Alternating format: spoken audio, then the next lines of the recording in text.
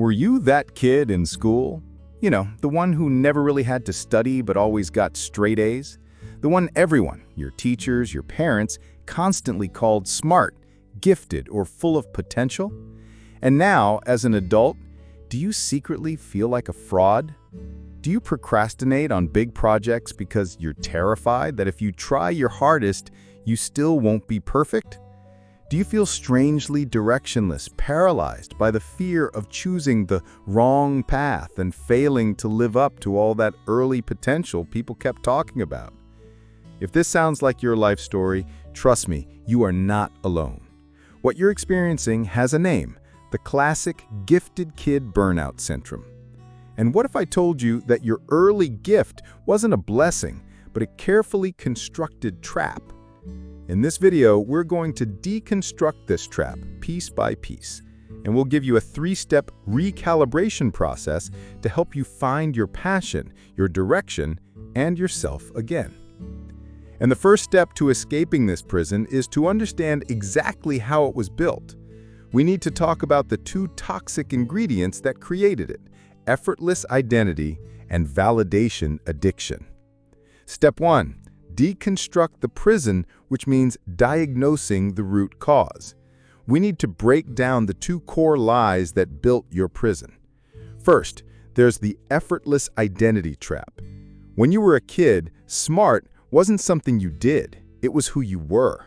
And it felt effortless. You didn't try hard, you just were smart.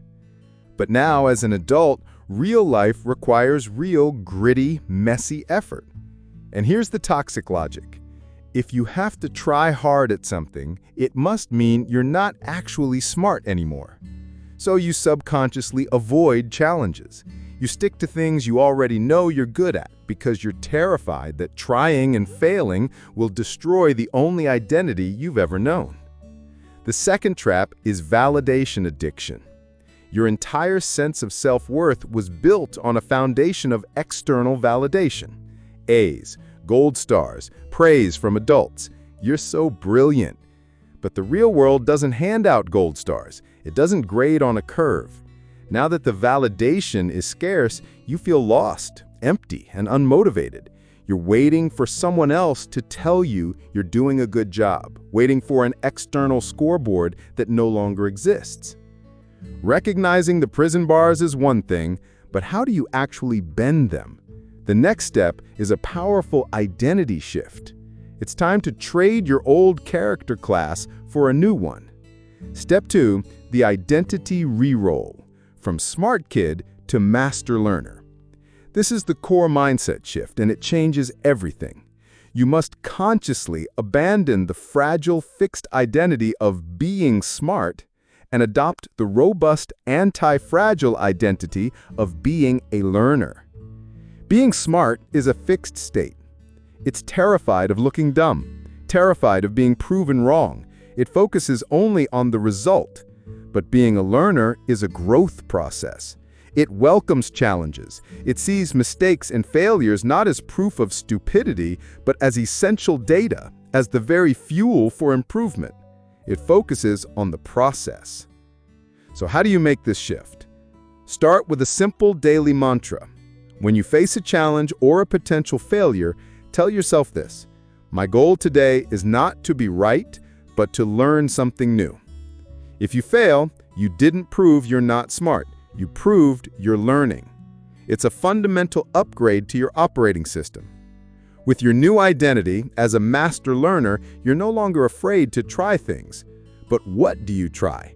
How do you find a direction in a world with infinite paths? The final step is about creating your own internal compass.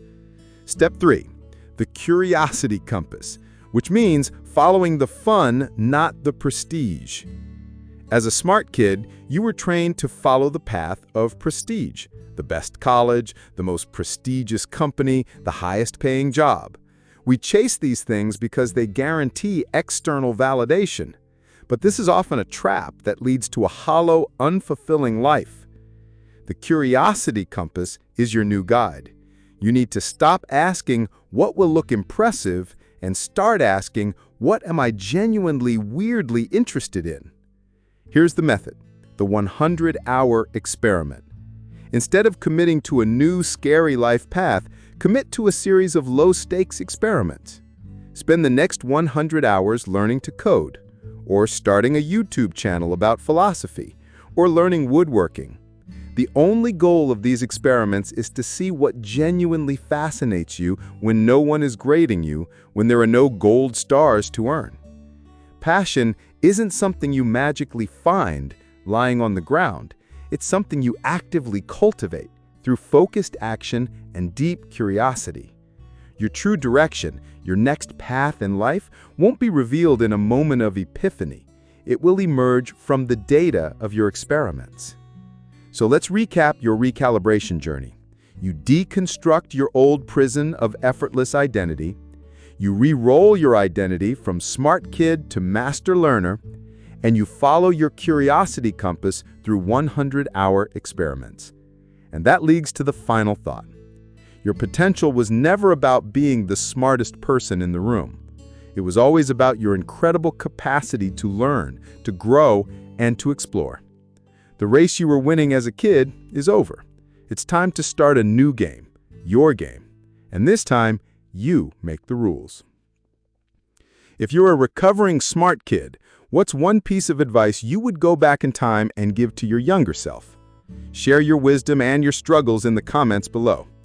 And if this experiment gave you a new pattern for finding your direction, you know what to do. Hit that subscribe button and join the community here at the Pattern Shift Lab. Thank you for being here. Until the next experiment, keep shifting.